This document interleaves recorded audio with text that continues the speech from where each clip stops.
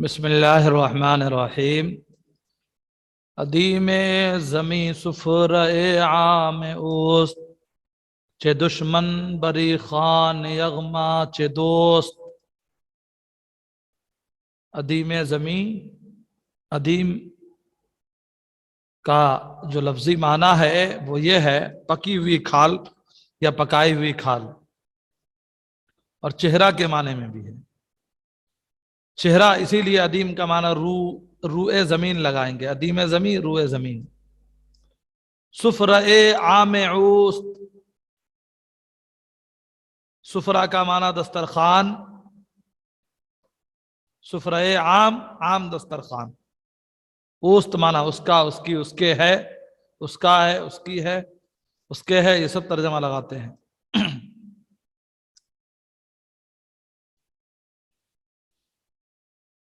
تو ترجمہ اس مصرے کا یہ ہوگا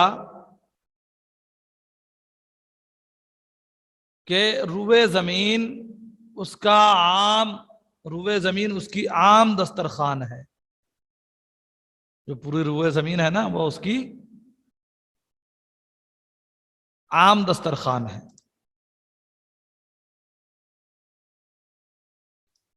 تو روئے زمین اس کا جو ہے عام دسترخوان ہے۔ چے دشمن بری خان یغما چے دوست، خان یغما وہ دسترخوان جس کا کھانا ہر ایک کو مباح ہو۔ چے دشمن چے دوست یعنی کیا دشمن کیا دوست، بری معنی اس پر۔ تو ترجمہ یہ لگائیں گے اس مصرے کا کہ اس دسترخوان پر دوست اور دشمن سب برابر ہیں، یعنی پوری روئے زمین اس کا عام دسترخوان ہے، اور اس دسترخوان پر دوست و دشمن سبھی برابر ہیں۔ پوری روئے زمین کو اللہ نے پھیلایا، اس پورے روئے زمین کو اللہ نے دسترخوان بنایا، اور اس پورے روئے زمین پر دوست بھی رہتے ہیں، دشمن بھی رہتے ہیں، سبھی اسی دھرتی سے، اسی زمین سے، اسی روئے زمین سے وہ رزق حاصل کرتے ہیں اور رزق تناول کرتے ہیں۔ تو اللہ رب العزت کتنا بلند و بالا، وہ خالق، وہ مالک کتنا بلندی والا، عزت و شان والا، کہ جس کی عبادت کی جائے، جس کی پرستش کی جائے، جس کا شکر بجا لایا جائے کہ اس نے ساری چیزیں ہمیں عطا کی۔ اگر بر جفا پیشہ بشتافتے، کہ از دست قہرش اما یافتے۔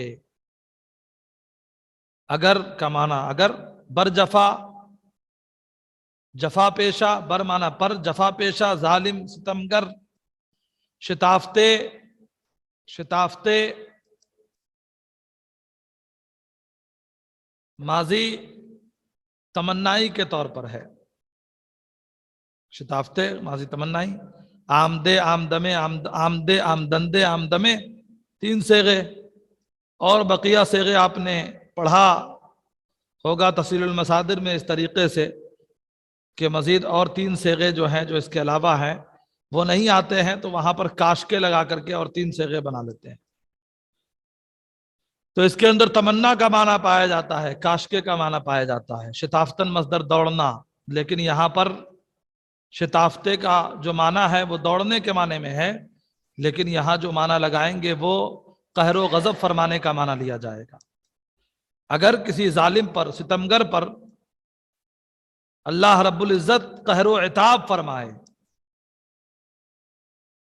اگر وہ قہر و عتاب فرمائے، عتاب نازل فرمائے، کہ از دست قہرش اما یافتے، کہ کا معنی کون، از دست قہرش اس کے قہر و عتاب کے دستے پاک سے، دستے مبارک سے، کہ کون ہے اما یافتے جو امان پا جائے۔ یعنی اگر وہ قہر و عتاب فرمائے تو کوئی بھی اس کے قہر و عتاب کے دستے مبارک سے کوئی بھی امان نہیں پا سکتا۔ اگر بر جفا پیشہ بشتافتے، اگر ظالم و ستمگر پر قہر و غضب فرمائے تو کون ہے جو اس کے قہر و عتاب سے امان پائے۔ بری ذاتش از تہمت ضد و جنس، غنی ملکش از طاعت جن و انس۔ بری ذاتش اس کی ذات پاک ہے، اس کی ذات بے عیب ہے، از تہمت ضد و جنس، مقابل و ہمسر کے عیب سے اس کی ذات پاک ہے۔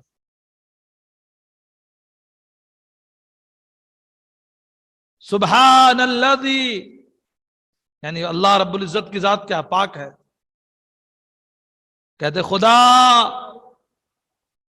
وحدہ لا شریک لہ، یعنی خدا ایک ہے، اس کا کوئی شریک و ہمسر نہیں۔ تو اسی کو یہاں پر فارسی کے طور پر بیان فرمایا کہ اس کی ذات مقابل و ہمسر سے، شرکت سے پاک ہے۔ غنی ملکش از طاعت جن و انس، اس کی بادشاہت، اس کی بادشاہی، ملکش شین کا ترجمہ اس کے ملک، بادشاہی، غنی بے نیاز ہے، از طاعت جن و انس، جن و انس کی طاعت سے، جن و انس کی بندگی سے اس کی بادشاہی بے نیاز ہے۔ اللہ رب العزت نے ارشاد فرمایا وما خلقت الجن والانس الا لیعبدون، کہ میں نے جن و انس کو اپنی عبادت کے لیے پیدا فرمایا۔ لیکن یہاں پر حضرت شیخ سعدی فرما رہے ہیں کہ اس کی بادشاہی جن و انس کی بندگی سے بے نیاز ہے، مطلب ادھر تو رب ارشاد فرما رہا ہے کہ میں نے جن و انس کو بندگی کے لیے پیدا فرمایا، یہاں حضرت شیخ سعدی فرما رہے ہیں کہ اس کی بادشاہی جن و انس کی بندگی سے بے نیاز ہے۔ مطلب یہ ہے کہ اللہ رب العزت، اللہ وہ بلند و بالا ہے، وہ معبود ہے، وہ پرستش کے لائق ہے، وہی معبود حقیقی ہے، وہی عبادت کے لائق ہے، وہی پرستش کے لائق ہے۔ لیکن ایسا نہیں کہ ہماری عبادت کی وجہ سے وہ معبود ہے، ہماری عبادت کا وہ محتاج ہو کہ ہم عبادت کریں تب وہ الہ ہوگا، جن و انس سے عبادت کرے تب وہ معبود ہوگا، نہیں، بلکہ کوئی اس کی اطاعت نہ کرے پھر بھی وہ معبود برحق ہے، پھر بھی وہ معبود حقیقی ہے۔ ہم جو بھی جن و انس عبادت کرتے ہیں تو اپنے فائدے کے لیے، اپنی بہتری کے لیے، ایسا نہیں ہے کہ ہماری عبادت کرنے کی وجہ سے وہ معبود ہے، وہ الہ ہے، بلکہ وہ بلند و بالا ذات، اسے کسی کی ضرورت نہیں ہے، وہ بے نیاز ہے۔ تو یہ فرمایا غنی ملکش از طاعت جن و انس، اس کی بادشاہی جن و انس کی اطاعت سے، جن و انس کی بندگی سے بے نیاز ہے۔ پرستار امرش ہما چیزوں کس، بنی آدم و مرغ مور و مگس۔ پرستار امرش، پرستار حکم کے تابع، پرستیدن سے، پرستار امر حکم کے تابع، تابعدار، مطیعو من قاد، تو اس کے حکم کے تابعدار، ہما چیز، ساری چیزیں اس کے حکم کے تابعدار ہیں، ایک تنکا بھی اس کے حکم کے بغیر، اس کی مشیت کے بغیر ہل نہیں سکتا۔ کہا پرستار امرش ہما چیزوں کس، اس کے حکم کی تابعدار ساری چیزیں ہیں، سارے آدمی ہیں، سارے کے سارے لوگ، ہما چیز ساری چیزیں ہیں، وکس اور سارا جہان ہے، سارے لوگ ہیں۔ بنی آدم، تمام اولاد آدم بھی اس کے حکم کے پرستار ہیں، مرغ بھی اس کے حکم کے پرستار ہیں، مور بھی اس کے حکم کے پرستار ہیں، مگس بھی اس کے حکم کے پرستار ہیں۔ مرغ سے مراد پرندے، مور سے مراد چیٹیاں، مگس سے مراد مکھیاں، یعنی ساری مخلوقات اس کے حکم کے تابعدار ہیں۔ ترجمہ یہ لگائیں گے، ساری چیزیں، سارے آدمی، ساری مخلوقات اس کے حکم کے تابعدار ہیں۔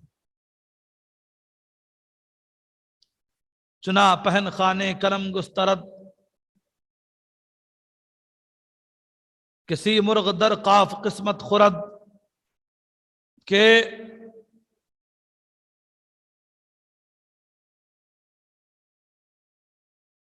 سی مرغ در قاف قسمت خورد، اللہ رب العزت نے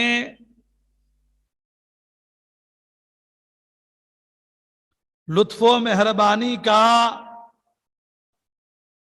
ایسا وسیع و کشادہ دسترخوان پھیلایا۔ پہن مانا فراخ، وسیع، خانے کرم لطف و مہربانی کا دسترخوان گسترد پھیلایا، چنا مانا ایسا کہ اللہ رب العزت نے لطف و مہربانی کا ایسا وسیع دسترخوان پھیلایا، ایسا فراخ کشادہ دسترخوان پھیلایا کہ سی مرغ کوہ قاف میں بھی اپنی قسمت کی وہ روزی کھاتا ہے۔ سی مرغ ایک پرندہ ہے، فرضی پرندہ، ایک جانور ہے جس کو آج تک کسی نے دیکھا نہیں۔ سی مرغ اس لیے کہا کہ 30 رنگ کے پروں والا وہ پرندہ، سی مانا 30 عدد ہے، تو اس کی وجہ تسمیہ یہ ہے کہ اس کے پروں میں 30 پرندوں کے سے سارے علیحدہ علیحدہ رنگ موجود ہیں۔ بعض حضرات نے اسی کو عنقا کہا ہے، عنقا پرندے کا وجود ہے لیکن کسی نے دیکھا نہیں کہ وہ ایسا پرندہ جو ہاتھی کو بھی نگل جائے۔ تو اتنا عظیم جس کا خوراک ہو، اللہ رب العزت اسے بھی روزی عطا فرماتا ہے، اسے بھی اس کی قسمت کی روزی عطا فرماتا ہے۔ تبھی کہا کہ سی مرغ در قاف قسمت خورد، کہ سی مرغ بھی کوہ قاف میں اپنی قسمت کی روزی کھاتا ہے۔ لطیف قاف ایک پہاڑ کا نام ہے جو زمین کے گردا گرد ہے اور اس کی جو بلندی ہے وہ 500 فرسنگ کے برابر ہے۔ ایک فرسنگ 4.5 کلومیٹر کے آس پاس کا ہوتا ہے، تو ایک فرسنگ جب 4 کلومیٹر ہے تو ایک 4.5 کلومیٹر کو 500 فرسنگ میں اگر گڑا کر دیا جائے تو کتنا نکل کر کے آئے گا۔ تو اتنا بلند وہ پہاڑ ہے کہ جہاں وہ یعنی 2400 کلومیٹر کے برابر ہو گئی اس کی اونچائی، تو اس کی بلندی اتنی ہے، اس کا یہاں پر ذکر ہے۔ کوہ قاف میں اپنی قسمت کی روزی کھاتا ہے۔ لطیف کرم گسترے کار ساز، کہ دارائے خلق است دانائے راز۔ لطیف کرم، لطیف کرم یعنی مہربان، کرم گستر، لطیف مہربان، کرم گستر، کرم فرمانے والا، مہربانی فرمانے والا، کارساز کام بنانے والا۔ ایسا لطیف ہے وہ، ایسا مہربان ہے جو کرم فرمائی کرنے والا ہے، کارساز ہے یعنی کام بنانے والا ہے۔ دارائے خلقست، مخلوقوں کا، دارا اور دانا دونوں اس میں فاعل ہے، الف بڑھا کر کے اس میں فاعل، امر کے آخر میں الف بڑھا کر کے اس میں فاعل بنایا گیا ہے۔ تو اس کا معنی ہے مخلوقوں کا محافظ اور مخلوقوں کی بھیدوں کا جاننے والا۔ دارا محافظ، مخلوقوں کا محافظ، و دانائے راز، مخلوق کی راز کو، بھید کو بھی جاننے والا۔ مرعورا رسد کبریا و منی، کہ ملکش قدیم است و ذاتش غنی۔ مرعورا رسد، مر لفظ مر بمانا یہ جو ہے حصر کا فائدہ کرتا ہے، قصر کا فائدہ کرتا ہے، تو مر کا معنی آئے گا خاص کر، یعنی خاص کر یعنی حصر کر دیا، یعنی اللہ رب العزت ہی کی ذات وہ بلند و بالا ذات ہے کہ کبر، خودی، برائی اور ساری چیزیں، بڑائی، یہ ساری چیزیں اسی کو پہنچتی ہیں۔ کا خاص کر اورا اسی کو، رسد پہنچتی ہے، کبریاء منی، خودی اور بڑائی، بڑائی بزرگی سب اسی کو پہنچتی ہے۔ ہمیں حق نہیں ہے کہ ہم تکبر اختیار کریں، بلکہ کبر تو اللہ تبارک و تعالیٰ کی صفت ہے۔ بزرگی اور بڑائی اور کبریائی، خود ہی یہ سب اللہ کو پسند ہے، اللہ تبارک و تعالیٰ کی ذات کے اندر ہے، یہ اسی کو پہنچتی ہے، یہ اسی کا کہ ملکش قدیم است ذاتش غنی، کہ اس کی جو بادشاہی ہے، وہ اس کی جو بادشاہی ہے وہ بادشاہی قدیم ہے، اس کی بادشاہت قدیم ہے، وذاتش غنی، اور اس کی ذات بے نیاز ہے، بے پرواہ ہے۔ یکیرا بسر بر نہد تاج بخت، یکیرا بخاک اندر آرد ز تخت۔ اللہ رب العزت کتنا بلند و بالا ہے کہ کسی کو تخت و تاج عطا فرماتا ہے اور کسی کو تخت سے اتار کر کے خاک میں ملاتا ہے، کسی کو عزت و سربلندی عطا فرماتا ہے تو کسی کو ذلت و رسوائی کے دہانے پر پہنچاتا ہے نا۔ تو اللہ تبارک و تعالیٰ کی ذات ہے، مالک الملک ہے، وہ تمام بادشاہی اسی کی ہے، جسے چاہے وہ عزت دے، جسے چاہے وہ ذلت دے۔ تو فرمایا کہ یکیرا بسر بر نہد تاج بخت، کہ ایک کے سر پر تاج، یعنی تاج بخت نصیبے کا تاج رکھتا ہے۔ نہد فعل مضارع ہے نہادن مصدر سے، تو ایک کے سر پر نصیبے کا تاج رکھتا ہے، بلند نصیبے کا تاج رکھتا ہے۔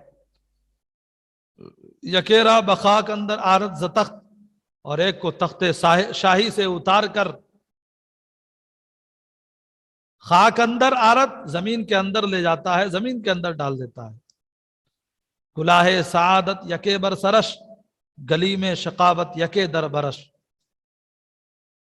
کلاہ سعادت، کسی ایک کے سر پر سعادت کی ٹوپی ڈالتا ہے، رکھتا ہے، نیک بختی کی ٹوپی پہناتا ہے۔ کلاہ سعادت یکے بر سرش، یعنی نیک بختی کی ٹوپی کسی کے سر پر اڑاتا ہے، گلی میں شقاوت یکے در برش، اور بدبختی کی گدڑی کسی کے اوپر ڈالتا ہے۔ گلی میں شقاوت، بدبختی کی گدڑی، یکے در برش، کسی کے در بر یعنی بدن پر ڈالتا ہے، اڑاتا ہے، اور کسی کے سر پر جو ہے سعادت مندی کی ٹوپی ڈالتا ہے، ٹوپی پہناتا ہے، ٹوپی عطا فرماتا ہے۔ گلستہ کند آتش بر خلیل، گروہ بآتش برد ز آب نیل۔ اللہ اکبر کبیرہ، میرا رب کتنا بلند و بالا ہے، کتنا مہربان ہے، مہربانیاں فرمانے والا بھی ہے، غضب فرمانے والا بھی ہے، حساب و کتاب لینے والا بھی ہے۔ تو ایسا عظیم کہ کسی کو آگ سے چھٹکارا عطا فرماتا ہے تو کوئی وہ ہے جسے جہنم کے دھڑکتی ہوئی آگ شعلوں میں ڈال دیتا ہے، جیسے نمرود نے حضرت ابراہیم علیہ نبینا علیہ الصلوۃ والتسلیم سے نفرت اور بغض و حسد کی بنیاد پر جو آپ کے لیے اس نے ایک بہت ہی بڑا گڑھا کھدوایا، اور جس میں آگ کی لپٹ آسمان اور آگ کی جو شعلے تھے وہ آسمان سے باتیں کر رہے تھے، اس میں حضرت ابراہیم علیہ السلام کو جلنے کے لیے اس نے ڈالا تھا، لیکن رب کا فرمان ہوا یا نار کونی بردم و سلام علی ابراہیم، اے آگ ٹھنڈی ہو جا اور سلامتی والی ہو جا حضرت ابراہیم علیہ نبینا علیہ الصلوۃ والتسلیم کے حق میں۔ رب نے فرمایا ٹھنڈی اور سلامتی والی، کیونکہ آگ جس کی صفت جلانا ہے، جس کی صفت خاکستر کر دینا ہے، جس کے اندر حار ہے، جس کے اندر تپش ہے، جس کے اندر گرمی ہے، شدت کی حدت ہے، گرمی ہے، اور اللہ تبارک و تعالیٰ نے اسے فرما دیا کہ برف بن جا، تو وہ برف سے بھی زیادہ ٹھنڈی ہو جاتی، اتنی ٹھنڈی ہو جاتی کہ پھر وہ برف سے بھی زیادہ ٹھنڈی چیز وہ اور نقصان دینے لگتی۔ تو رب نے فرمایا کہ سلامتی والی ہو جا، کہ اتنا ہی ٹھنڈک اختیار کر کہ جس سے برداشت رہے، اتنی بھی زیادہ مت ٹھنڈی ہو جا کہ کثرت اور شدت کے ساتھ جو ٹھنڈی بھی ہو تو وہ بھی نقصان پہنچاتی ہے. تو اسی رب نے فرمایا کہ ٹھنڈی ہو جا اور سلامتی والی ہو جا. تو فوراً وہ آگ گلے گلزار ہو گئی. کیا ہے میرے رب کی شان. کہا گلستہ کند آتش بر خلیل، کہ حضرت ابراہیم خلیل اللہ علیہ السلام پر آگ کو گلے گلزار کرتا ہے، یعنی آگ باغ ہو جائے، گلزار ہو جائے، کھلتے ہوئے پھول کی طرح ہو جائے. یہ اللہ تبارک و تعالیٰ کی قدرت ہے. گروہ بآتش برد ز آب نیل، اور ایک جماعت وہ ہے کہ جسے دریائے نیل کے ذریعے سے جہنم میں ڈالتا ہے، جہنم میں لے جاتا ہے. یعنی فرعون اور فرعونیوں کو اللہ تبارک و تعالی دریائے نیل میں غرقاب فرما کر جہنم میں لے جاتا ہے. گروہ بآتش برد ز آب نیل، یعنی ایک گروہ کو دریائے نیل کے ذریعے سے جہنم میں لے جاتا ہے.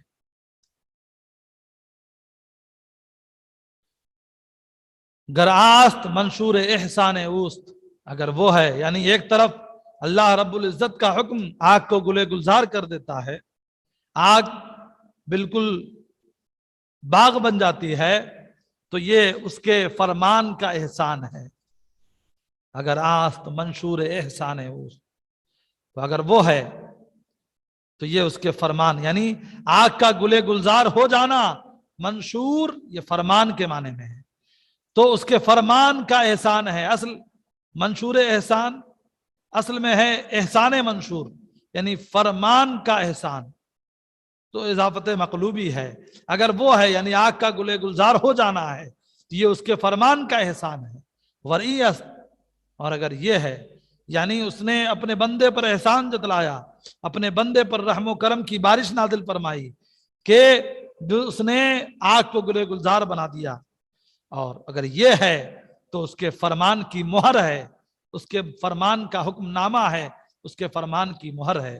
توقیع فرمان اس کے فرمان کی مہر ہے کہ جس پر سزا سنا دیا تو ہو گیا، وہ سزا ہو گئی اس کے لیے.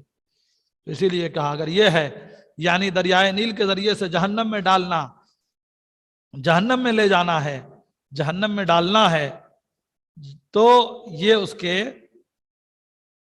اس کے فرمان کی مہر ہے. چلیے یہیں